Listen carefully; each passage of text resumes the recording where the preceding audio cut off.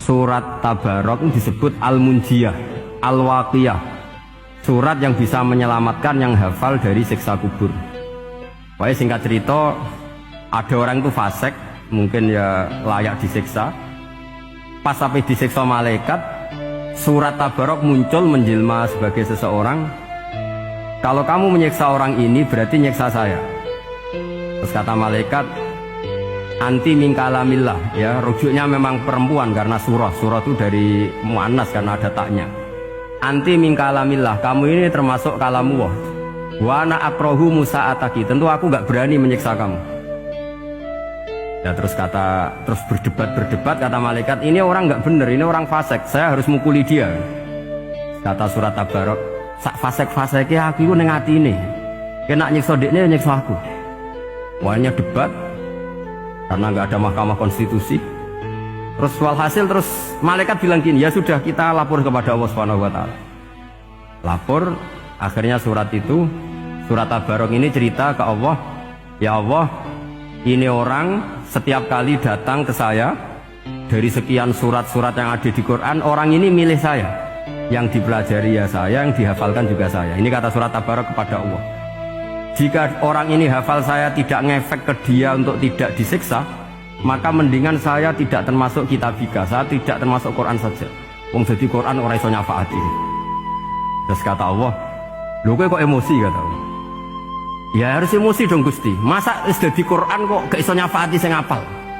Terus kata Allah, wis aman. Nah, makanya terus banyak orang ngapalkan surat Tabarok. Ya ini sekaligus ijazah nih.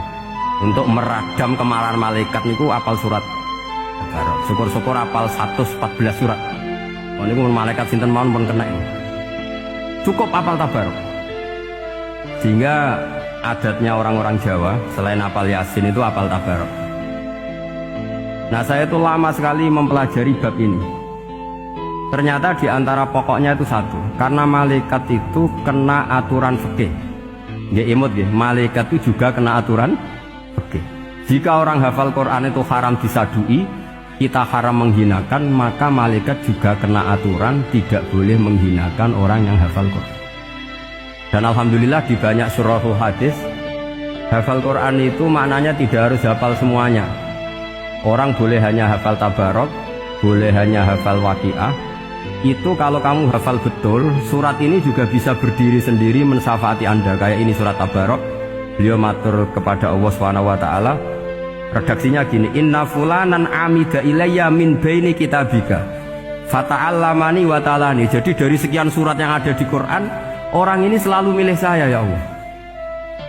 Jadi gampangannya surat Tabarok, wong saya diprioritaskan orang ini, kok saya dingin-dingin saja ketika mau jenengan siksa, ini enggak fair.